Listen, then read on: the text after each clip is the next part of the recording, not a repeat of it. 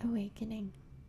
When Siddhartha left the grove where the Buddha, the perfected one, stayed behind, where Govinda stayed behind, then he felt that in his grove his past life also stayed behind and parted from him. He pondered about this sensation which filled him completely as he was slowly walking along. He pondered deeply. Like diving into a deep water, he let himself sink down to the ground of the sensation, down to the place where the causes lie, because to identify the causes, so it seemed to him, is the very essence of thinking. And by this alone sensations turned into realizations and are not lost, but become entities and start to emit like rays of light what is inside of them. Slowly walking along, Siddhartha pondered. He realized that he was no youth anymore, but had turned into a man. He realized that one thing had left him, as a snake is left by its old skin. That one thing no longer existed in him, which had accompanied him throughout his youth and used to be a part of him. The wish to have teachers and to listen to teachings. He had also left the last teacher who had appeared on his path, even him, the highest and wisest teacher, the most holy one, Buddha. He had left him, had to part with him, was not able to accept his teachings. Slower, he walked along in his thoughts and asked himself, but what is this? What you have sought to learn from teachings and from teachers, and what they, who have taught you much, were still unable to teach you? And he found it was the self, the purpose, and essence of which I sought to learn. It was the self I wanted to free myself from, which I sought to overcome. But I was not able to overcome it, could only deceive it, could only flee from it, only hide from it. Truly, no thing in this world has kept my thoughts thus busy, as this my very own self, this mystery of me being alive, of me being one and being separated and isolated from all others, of me being Siddhartha. And there is no thing in this world I know less than about me, about Siddhartha. Having been pondering while slowly walking along, he now stopped as these thoughts caught a hold of him, and right away another thought sprang forth from these, a new thought, which was that I know nothing about myself, that Siddhartha has remained thus alien and unknown to me, stems from one cause, a single cause. I was afraid of myself. I was fleeing from myself. I searched Atman. I searched Brahman. I was willing to dissect myself and peel off all of its layers to find the core of all peels in its unknown interior, the Atman, life, the divine part, the ultimate part. But I have lost myself in the process. Siddhartha opened his eyes and looked around. A smile filled his face, and a feeling of awakening from long dreams flowed through him from his head down to his toes. And it was not long before he walked again, walked quickly like a man who knows what he has got to do. Oh, he thought, taking a deep breath, now I would not let Siddhartha escape from me again. No longer. I want to begin my thoughts and my life with Atman and with the suffering of the world. I do not want to kill and dissect myself any longer, to find a secret behind the ruins. Neither Yoga Veda shall teach me any more, nor Athara Veda, nor the ascetics, nor any kind of teachings. I want to learn from myself, want to be my student, want to get to know myself. The secret of Siddhartha. He looked around as if he was seeing the world for the first time.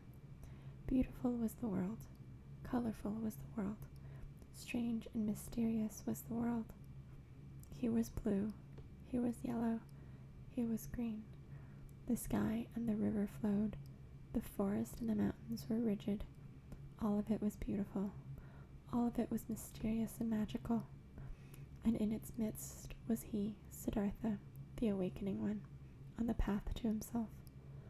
All of this yellow and blue, river and forest, entered Siddhartha for the first time through the eyes. was no longer a spell of Mara, was no longer the veil of Maya, was no longer a pointless and coincidental diversity of mere appearances, despicable to the deeply thinking Brahmin, who scorns diversity, who seeks unity. Blue was blue, river was river, and if also in the blue and the river in Siddhartha, the singular and divine lived hidden, so it was still that very divinity's way and purpose to be here yellow, here blue, there sky, there forest, and here Siddhartha. The purpose and the essential properties were not somewhere behind the things, they were in them, in everything. How deaf and stupid have I been, he thought, walking swiftly along. When someone reads a text, wants to discover its meaning, he will not scorn the symbols and letters and call them deceptions, coincidence, and worthless hull, but he will read them, he will study and love them, letter by letter.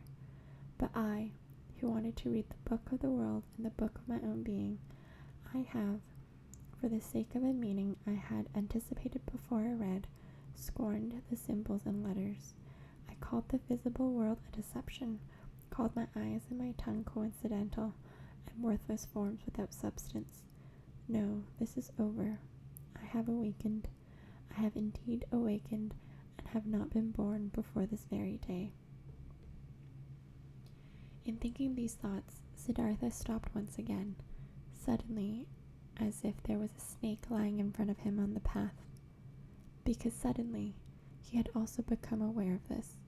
He, who was indeed like someone who had just woken up, or like a newborn baby, he had to start his life anew and start again at the very beginning. When he had left in his very morning from the grove Jedavana, the grove of that exalted one, already awakening, already on the path towards himself, he had every intention, regarded it as natural, and took for granted that he, after years as an ascetic, would return to his home and his father. But now, only in this moment, when he stopped as if a snake was lying in his path, he also awoke to this realization. But I am no longer the one I was. I am no ascetic anymore. I am not a priest anymore. I am no Brahmin anymore. Whatever should I do at home and at my father's place? Study? Make offerings? Practice meditation? But all this is over. All of this is no longer alongside my path. Motionless, Siddhartha remained standing there, and for the time of one moment and breath, his heart felt cold. He felt a cold in his chest, as a small animal, a bird or a rabbit, would when seeing how alone he was. For many years he had been without home and had felt nothing. Now he felt it. Still, even in the deepest meditation, he had been his father's son, had been a Brahmin, of a high caste, a cleric. Now he was nothing but Siddhartha, the awoken one. Nothing else was left. Deeply he inhaled, and for a moment he felt cold and shivered. Nobody was thus alone as he was. There was no nobleman who did not belong to the noblemen, no worker that did not belong to the workers, and found refuge with them, shared their life, spoke their language. No Brahmin who would not be regarded as Brahmins and lived with them, no ascetic who would not find his refuge in the caste of the Samanas, and even the most forlorn hermit in the forest was not just one and alone. He was also surrounded by a place he belonged to. He also belonged to a caste in which he was at home. Govinda had become a monk, and 1,000 monks were his brothers, wore the same robe as he, believed in his faith, spoke his language. But he, Siddhartha, where did he belong to? With whom would he share his life? Whose language would he speak? Out of this moment, when the world melted away all around him, when he stood alone like a star in the sky, out of this moment of a cold and despair, Siddhartha emerged, more a self than before, more firmly concentrated. He felt this had been the last tremor of the awakening, the last struggle of his birth, and it was not long until he walked again in long strides, started to proceed swiftly and impatiently, heading no longer for home, no longer to his father, no longer back.